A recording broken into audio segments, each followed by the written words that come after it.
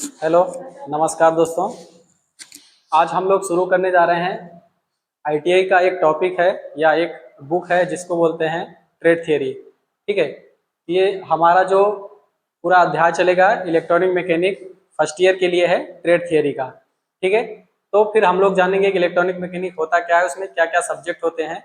सारा इंट्रोडक्शन बारी बारी से हम लोग देखेंगे, लेकिन पहले आज हम लोग देखेंगे electronic mechanic trade theory first year का इंट्रोडक्शन। उसमें क्या क्या चैप्टर हैं, क्या क्या टॉपिक हमको पढ़ना है। ठीक है, तो ये जो सिलेबस है हमारा पूरा निमी पैटर्न पे आधारित है। आप इसको पढ़ सकते हैं। मान लीजिए कहीं आप क्लास नहीं कर पाते हैं तो इससे आप वीडियो देख सकते हैं, यहाँ से पढ़ सकते हैं। इससे बाहर कहीं आपको प्रश्न नहीं मिलेगा, जो भी मिलेगा सब निमी पीडीएफ का ही है ये। ठीक है, तो डायरेक्ट हम लोग निमी से ही पढ़ेंगे। तो यहाँ पे हम लोग देखेंगे कि क्या क्या टॉपिक हैं। इसमें टोटल 12 या 14 मॉड्यूल हैं। ठीक है, तो एक एक मॉड्यूल के बारे में आसानी से हम लोग समझेंगे। ठीक,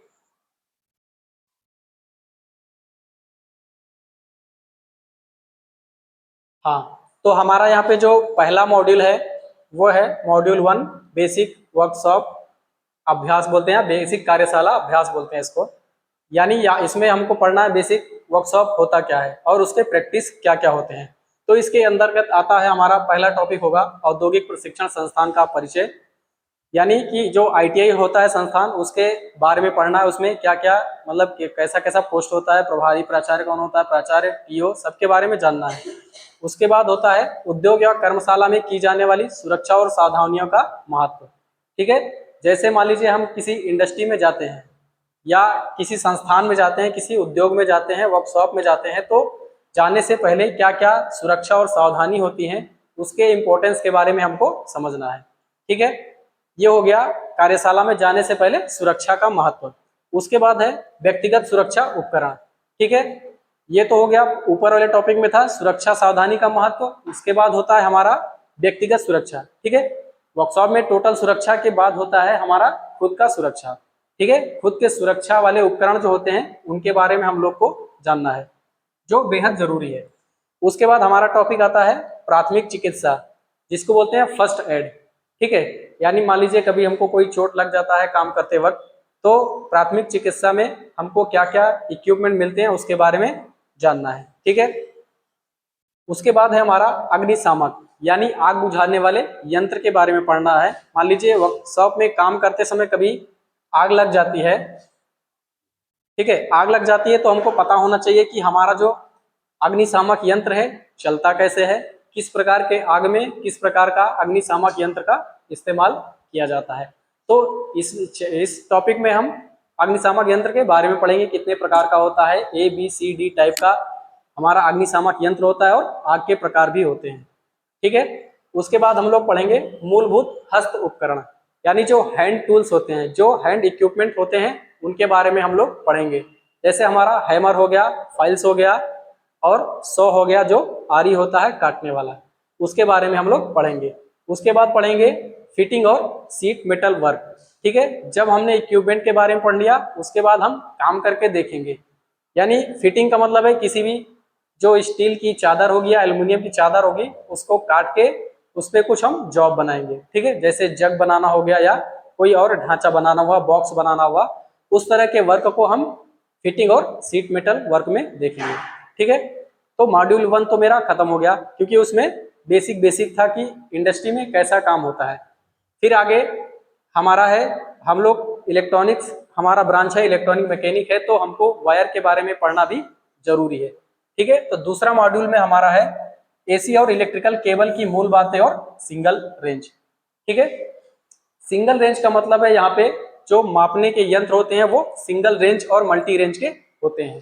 ठीक है, जो सिंगल फेज या मल्टी फेज में चलते हैं, तो उसके बारे में हमको इसमें पढ़ना है। इलेक्ट्रिकल टर्म, ठीक है, इसमें हमको पूरा पढ़ना है कि इलेक्ट्रिकल क्या होता है, जनरेट कैसे होता है, इसके बारे में हम इलेक्ट्रिकल टर्म में पढ़ेंगे। उसके बाद है हमारा मापक यंत्र मीटर।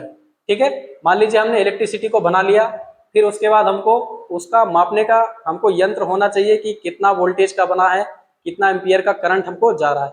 ये सारी चीजें हम पढ़ेंगे एसी, इलेक्ट्रिकल और केबल में। ठीक है, उसके बाद हमारा आता है तीसरा मॉड्यूल। तीसरा मॉड्यूल है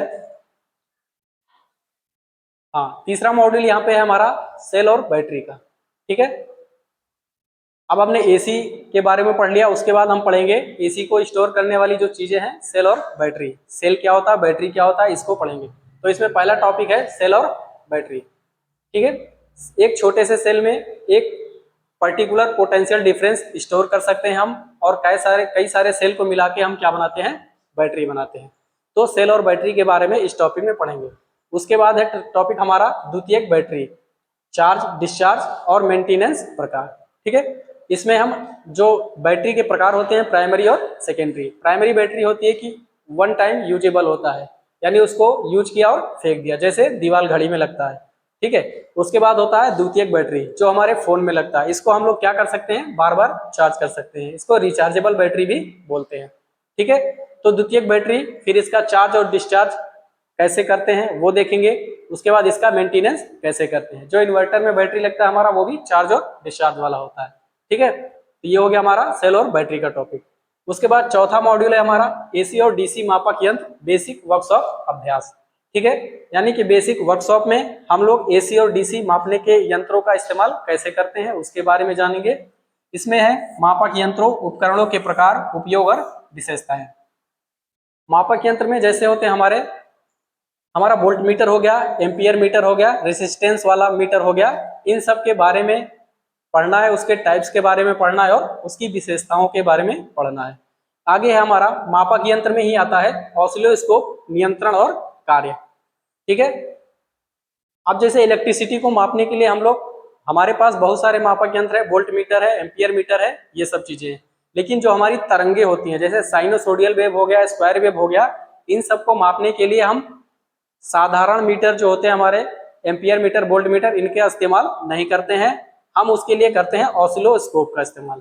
ठीक है, ऑसिलोस्कोप में हम तरंगों का वेव देखते हैं कि कौन सा तरंग जनरेट होता है, तो उसके कंट्रोल और उसके वर्किंग के बारे में इसमें हम समझेंगे। ये भी किस में आता है, मापक यंत्र में ही आता है। ठीक है, फिर उसके बाद हमारा पांचवा मॉड्यूल है डीएसओ बोलते हैं। पांचवा मॉड्यूल को क्या बोलते हैं, डीएसओ, डिजिटल स्टोरेज ऑसिलोस्कोप। अभी ऊपर के टॉपिक में हमने ऑसिलोस्कोप देखा था, ये एनालॉग मेथड का था। उसके बाद हम देखेंगे डिजिटल स्टोरेज ऑसिलोस्कोप, यानी इसमें जो भी हम सिग्नल देंगे, जितना भी एम्पलीट्यूड का सिग्नल देंगे, सब क्या करेगा, इसको स्टोर भी कर सकता है, इसीलिए इसको बोलते हैं डिजिटल स्टोरेज ऑसिलोस्कोप। तो इसमें हम क्या देखेंगे, डिजिटल स्टोरेज ऑसिलोस्कोप के फ्रंट पैनल नियंत्रण को संचालित करना।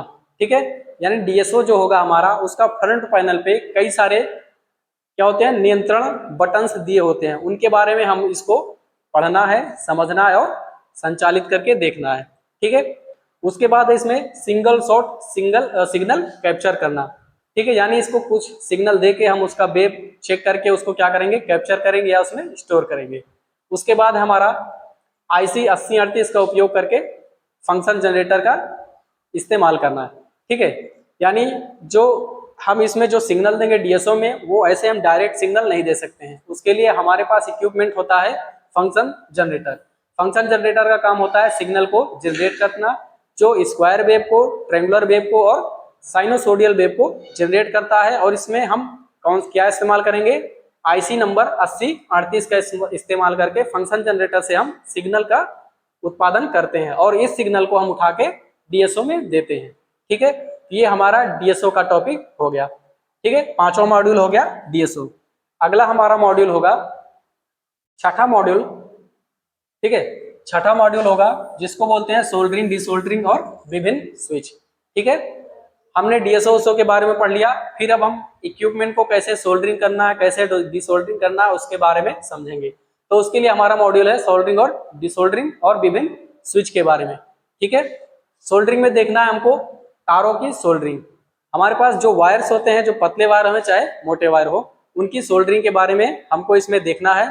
ठीक है, और उसकी डिसोल्डरिंग के बारे में भी देखना है। इसमें थोड़ा सा ही दिया है, नॉर्मल सा, लेकिन जब अंदर पढ़ेंगे तो इसमें सोल्डरिंग और डिसोल्डरिंग दोनों मेथड हम लोग देखते हैं। फिर उसके बाद हम देखते हैं आगे स्विचेस। स्विच का मतलब होता है किसी भी चीज को ऑन करना या ऑफ करना। ठीक है, उसी को वही कहलाता है स्विच। स्विच का मतलब होता है अपनी स्थिति को चेंज करना। ठीक है, जैसे मैनुअल स्विच होता है हम लोग के पास, बटन जब हम दबाते हैं तो लाइट ऑन होता है, लाइट ऑफ होता है। उसी प्रकार का ये स्विच है। इसमें बहुत सारी स्विचों के बारे में हम लोग पढ़ेंगे। Double pole single throw, single pole double throw, इस तरह के स्विच के बारे में हम लोग पढ़ते हैं। उसके बाद अगला टॉपिक है हमारा सक्रिय और निष्क्रिय घटक। इलेक्ट्रॉनिक्स में ये सबसे बड़ा टॉपिक है, ठीक है, क्योंकि इलेक्ट्रॉनिक्स की जो आधारशिला है वो यहीं से तय होती है, जो हमारे होते हैं सक्रिय और निष्क्रिय कंपोनेंट। ठीक है, इसमें बहुत सारे कंपोनेंट आते हैं, जैसे हमारा रजिस्टर हो गया, कैपेसिटर हो गया, इंडक्टर हो गया, ये सब क्या है, सक्रिय और निष्क्रिय घटक में आते हैं। ठीक है, तो इसमें पहला टॉपिक है सक्रिय इलेक्ट्रॉनिक घटक और निष्क्रिय घटक। यानी इसमें हम इलेक्ट्रॉनिक घटक जो है एक्टिव कंपोनेंट और पैसिव कंपोनेंट के बारे में हम जानेंगे। ठीक है, तो पैसिव में आते हैं हमारा प्रतिरोध आता है, कैपेसिटर आता है, इंडक्टर आता है, ये सब किसमें आते हैं, पैसिव में आते हैं। ठीक है, फिर ट्रांजिस्टर वगैरह ये सब किस में आते हैं, एक्टिव में आते हैं। ये हो गया इसके मतलब परिभाषा, इसका हम देखेंगे, इसमें प्रकार क्या क्या होते हैं वो देखेंगे। फिर आगे हम एक एक चीज पढ़ेंगे।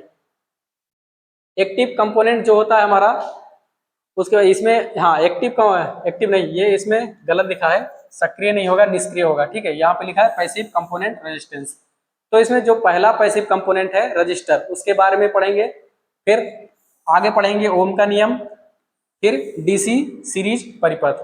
ठीक है, यानी रजिस्टर को हम किसमें, डीसी सीरीज में जोड़कर उसको हम चेक करेंगे कितना एम्पियर का या कितना रेजिस्टेंस शो कर रहा है।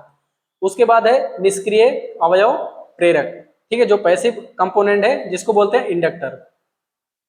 ठीक है, इंडक्टर के बारे में हम पढ़ेंगे। इंडक्टर भी रजिस्टर की तरह होता है, जो करंट को होल्ड करता है और अपने चारों तरफ एक मैग्नेटिक फील्ड बनाता है, उसको हम क्या बोलते हैं, इंडक्टर। जब पढ़ेंगे पूरा तो इसमें देखेंगे।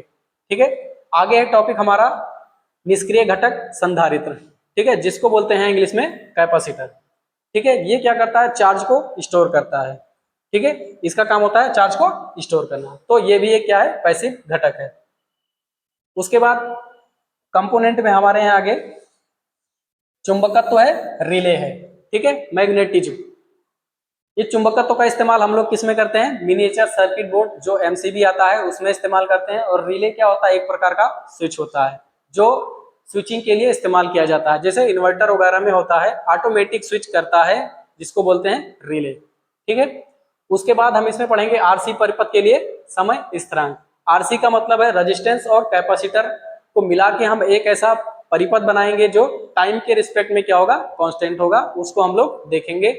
फिर आरसी डिफरेंशिएटर हम लोग पढ़ेंगे। ठीक है, डिफरेंशिएटर सर्किट हम बनाएंगे किसकी मदद से, रजिस्टर और कैपेसिटर की मदद से। फिर आगे हम लोग पढ़ेंगे आरएलसी सीरीज और समांतर परिपथ। ठीक है, सीरीज और पैरेलल सर्किट।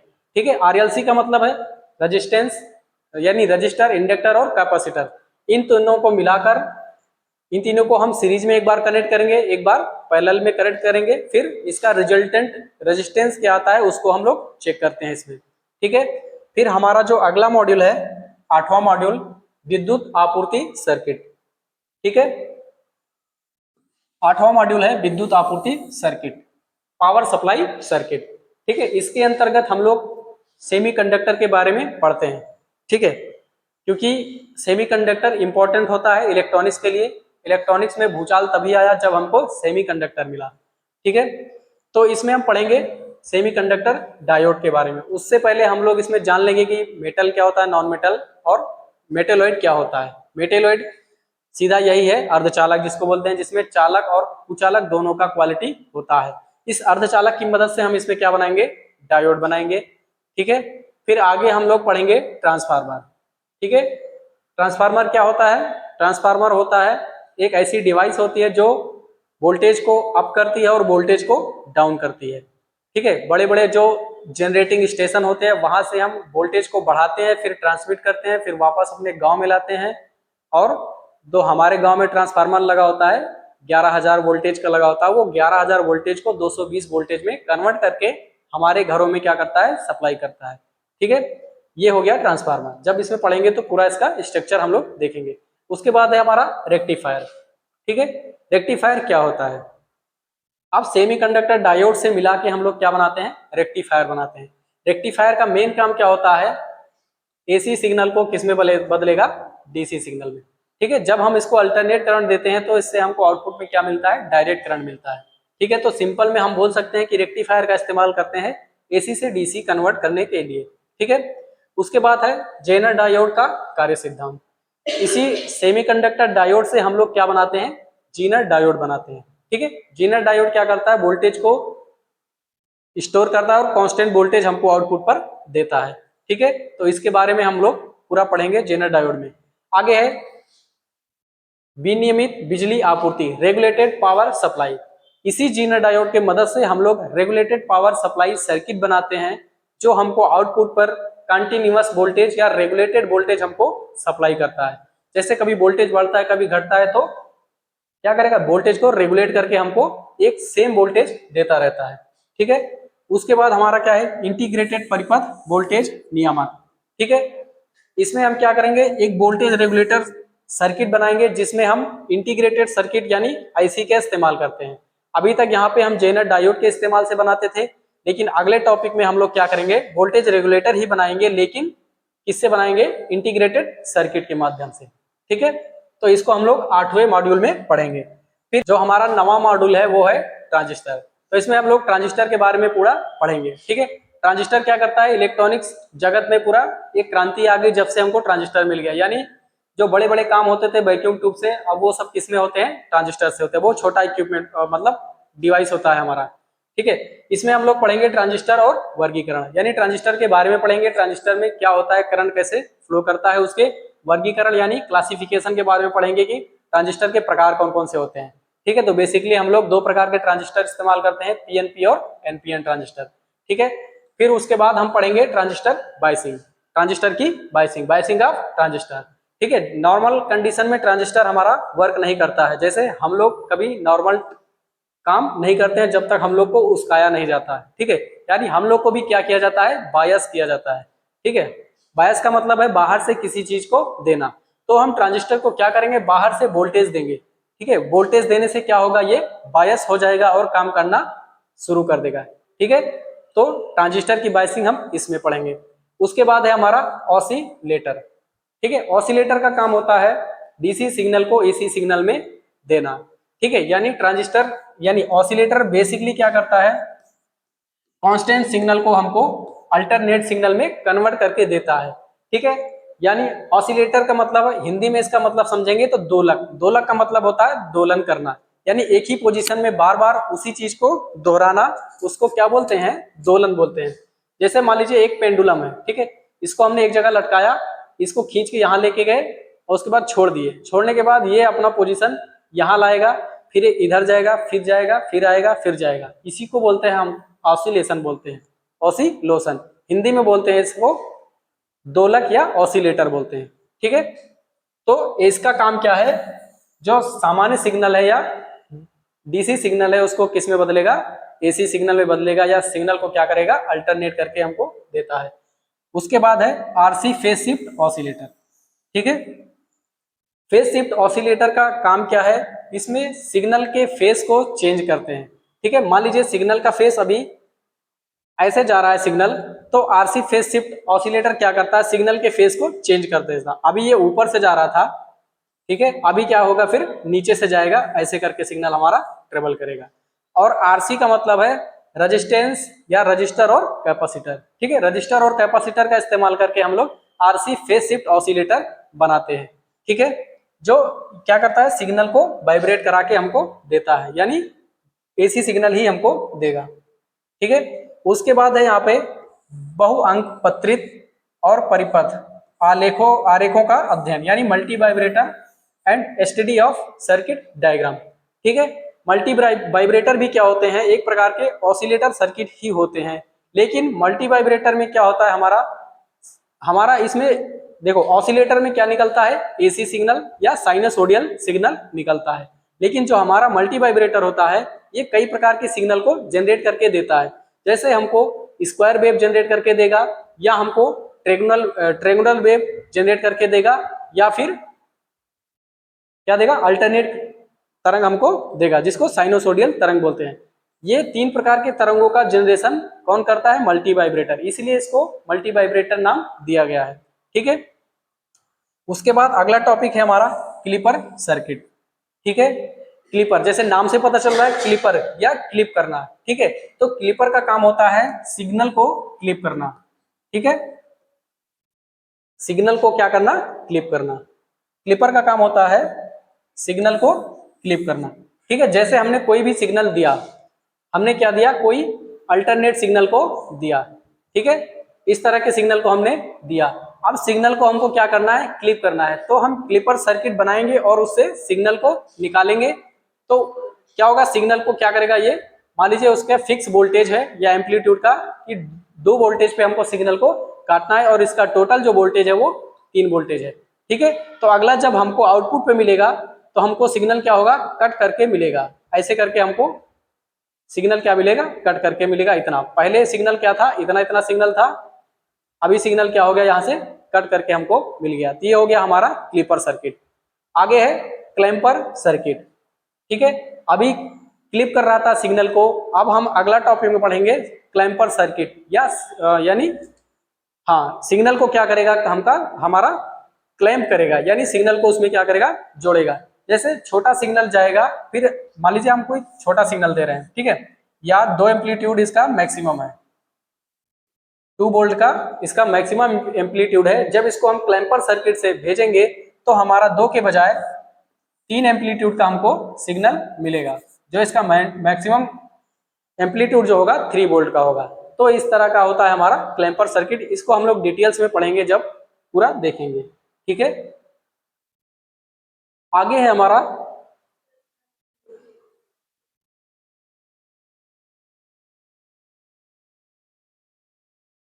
ठीक है, हाँ, अगला हमारा है 10वां मॉड्यूल, क्या है, पावर इलेक्ट्रॉनिक कंपोनेंट, ठीक है। अभी तक हम छोटे छोटे कंपोनेंट को पढ़ रहे थे, लेकिन अब हम क्या पढ़ेंगे, पावर इलेक्ट्रॉनिक कंपोनेंट, जो हाई पावर पे काम करते हैं, लगभग 240 वोल्ट या उससे ऊपर या उससे कम, ठीक है।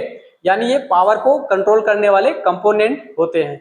जिसका पहला इसमें क्या है, फील्ड इफेक्ट ट्रांजिस्टर, इंग्लिश में बोलते हैं फील्ड इफेक्ट ट्रांजिस्टर, हिंदी में बोलेंगे क्षेत्र प्रभाव ट्रांजिस्टर, ठीक है। यानी ये जो हमारा एफईटी है, इसको सिंपल भाषा में क्या बोलेंगे, एफईटी, ठीक है। एफईटी एक पावर इलेक्ट्रॉनिक कंपोनेंट है, ये भी ट्रांजिस्टर के जैसा ही है, लेकिन इसमें क्या होते हैं, 4 टर्मिनल होते हैं, ठीक है।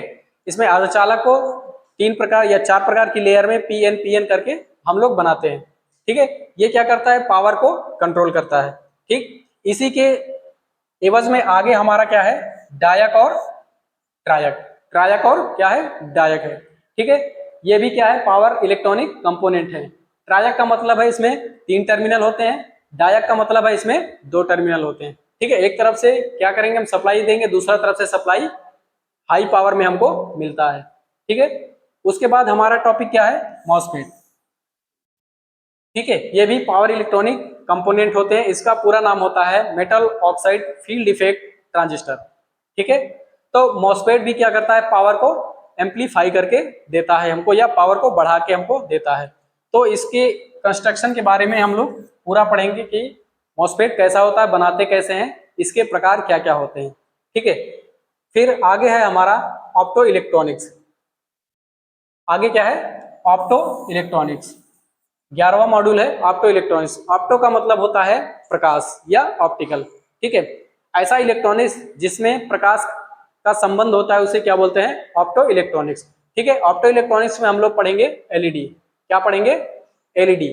एलईडी को बोलते हैं लाइट एमिटिंग डायोड, ठीक है, प्रकाश उत्सर्जक डायोड। एलईडी भी एक प्रकार का क्या है, डायोड है, सेमीकंडक्टर से बनता है, लेकिन ये ऐसा डायोड है जब इसमें हम लाइट देते हैं तो क्या, जब इसमें हम वोल्टेज देते हैं तो हमको क्या देता है, लाइट देता है, ठीक है। इसलिए इसका नाम पड़ा है लाइट एमिटिंग डायोड, ठीक है। उसके बाद है हमारा 12वां मॉड्यूल, जिसमें है बेसिक गेट कॉम्बिनेशनल परिपथ फ्लिप फ्लॉप, ठीक है। ये डिजिटल का पार्ट है, इसमें हम लोग बेसिक गेट पढ़ेंगे कि गेट कितने प्रकार के होते हैं। जैसे एंड गेट होता है, और गेट होता है, नॉर गेट होता है, नैंड गेट होता है, एक्सोर होता है, एक्सनोर होता है। ये सब गेट क्या होते हैं, इन पे एक हम फिक्स इनपुट देते हैं। जैसे इनपुट के दो स्टेज होते हैं, एक होता है 0, दूसरा होता है 1। जब 0 और 1 देते हैं तो हमको एक आउटपुट मिलता है, चाहे 0 मिलेगा चाहे 1 मिलेगा, ठीक है, यानी दो इनपुट या दो से अधिक इनपुट को मिलाकर हम एक फाइनल आउटपुट निकालते हैं बाहर, इसी को बोलते हैं लॉजिक गेट या बेसिक गेट बोलते हैं। ठीक है, तो इसके अंदर क्या है, फिर इसका क्या है, आईसी नंबर होता है। ठीक है, जितने भी डिजिटल गेट होते हैं सब ऐसे पर्टिकुलर अलग अलग नहीं होते, सबका आईसी नंबर होता है अलग अलग नाम का। ठीक है, तो डिजिटल आईसी परिवार में उनके आईसी नंबर के बारे में जानेंगे और उनके परिचालन विशेषता के बारे में जानेंगे। आगे है हमारा बाइनरी अर्थमेटिक। ठीक है, बाइनरी का मतलब होता है 0 और 1 के फॉर्मेट में हमारा इंफॉर्मेशन मिलना। ठीक है, जब इंफॉर्मेशन हमको 0 और 1 के फॉर्मेट में मिलता है तो उसको हम बोलते हैं बाइनरी। बाइनरी का मतलब होता है बेस 2 का मतलब होता है सिग्नल के दो स्टेज होंगे, एक होगा 0, दूसरा होगा 1। ठीक है, तो इसी बाइनरी पे आधारित पूरा अर्थमेटिक है हमारा, इसको हम लोग पढ़ेंगे। ठीक है, आगे है हमारा टॉपिक एनकोडर और डिकोडर। ठीक है, एनकोडर का मतलब होता है किसी भी बाइनरी नंबर को या सिग्नल को हम क्या करेंगे, एनकोड करेंगे, कई सारे छोटे छोटे सिग्नल को मिलाकर एक साथ मर्ज करके फिर ट्रांसमिट करते हैं। जब रिसीवर एंड पे हमारा सिग्नल जाता है तो डिकोडर क्या कहता है, उन सिग्नल को डिकोड करता है और बाइनरी के फॉर्मेट में हमको वापस देता है, जैसे 0-1 के फॉर्मेट में। ठीक है, ये हो गया हमारा डिकोडर और एनकोडर। आगे है इसी डिजिटल में हमारा मल्टीप्लेक्सर और डी मल्टीप्लेक्सर। ठीक है, मल्टीप्लेक्सर भी एनकोडर की तरह ही होता है, कई सारे सिग्नल को, छोटे छोटे सिग्नल को क्या करेगा, मल्टीप्लेक्स करेगा, उसके बाद ट्रांसमिट करता है। और जब सिग्नल पहुंच जाता है रिसीवर एंड पर तो रिसीवर क्या करता है, हमारे उस सिग्नल को डीमल्टीप्लेक्स करता है। ठीक है, उस सिग्नल को जो कंबाइन होके आया है सिग्नल, उसको फिर छोटे छोटे सिग्नल में तोड़ के हमको वापस इंफॉर्मेशन देता है। जैसे मान लीजिए कोई वीडियो हम लोग देखते हैं। ठीक है, तो वीडियो में क्या होता है, एक तो ऑडियो का सिग्नल होगा, दूसरा चित्र का सिग्नल होगा, दोनों सिग्नल को मल्टीप्लेक्स करके ट्रांसमिट किया जाता है। जब वीडियो हम देखते हैं तो डीमल्टीप्लेक्स होकर वापस हमको ऑडियो सिग्नल और वीडियो सिग्नल मिलता है। ठीक है, तो यही होता है हमारा मल्टीप्लेक्सर और डीमल्टीप्लेक्सर। ठीक है, इसी में आगे है लैच परिपथ और अनुप्रयोग। लैच परिपथ क्या होते हैं, लैच परिपथ एक प्रकार के क्या होते हैं, स्टोरेजेबल डिवाइस होती हैं जिनको रजिस्टर बोलते हैं, रेसिस्टर नहीं रजिस्टर। ठीक है, रजिस्टर बोलते हैं। ठीक है, तो लैच में कई प्रकार के लैच होते हैं, एसआर लैच होता है, डी लैच होता है और जेके लैच होता है। ठीक है, तो इसमें हम लोग पूरा लैच के बारे में पढ़ेंगे। ठीक है, फिर हमारा अगला टॉपिक है इलेक्ट्रॉनिक सिम्युलेटर। ठीक है, 13वां मॉड्यूल है electronic simulator. Electronic circuit simulator यानी एक ऐसा सॉफ्टवेयर होता है जो कंप्यूटर पे हम लोग उसको चलाते हैं और उसमें कई सारे सर्किट को बना के रन करते हैं।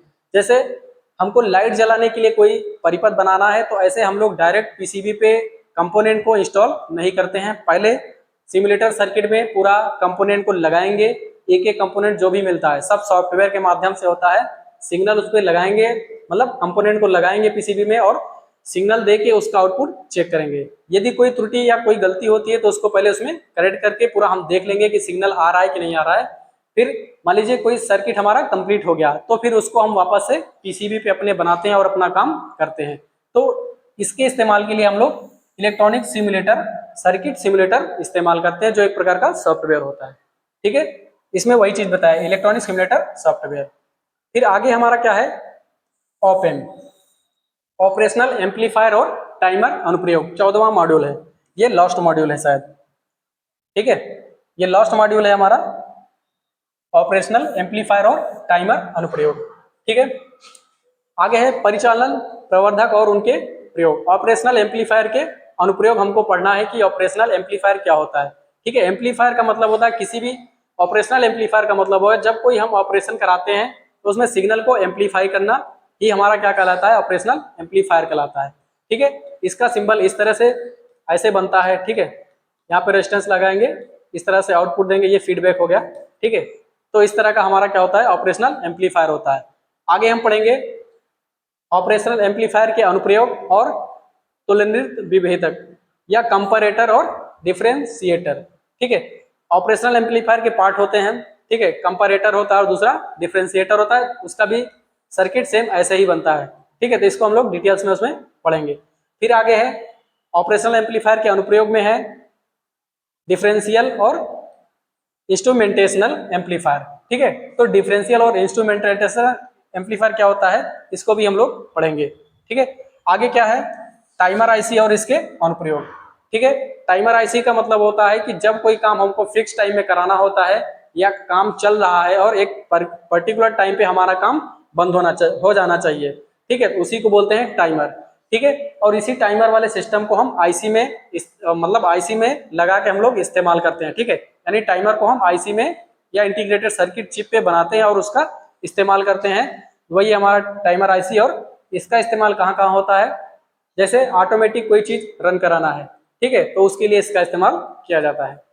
ठीक है, ये हमारा हो गया पूरा ओवरऑल इंट्रोडक्शन जो हमारा इलेक्ट्रॉनिक मैकेनिक का है। ठीक है, इलेक्ट्रॉनिक मैकेनिक ट्रेड थियरी का पूरा इंट्रोडक्शन है, इसको आप देख सकते हैं। अब इंट्रोडक्शन के बाद हम लोग एक एक टॉपिक शुरू करेंगे। ठीक है, पहला टॉपिक होगा हमारा बेसिक वर्कशॉप। ठीक है, बेसिक वर्कशॉप प्रैक्टिस। ठीक है, ये हमारा क्या होगा, पहला टॉपिक होगा। इसको हम लोग अगले वीडियो में देखेंगे। तब तक के लिए नमस्कार।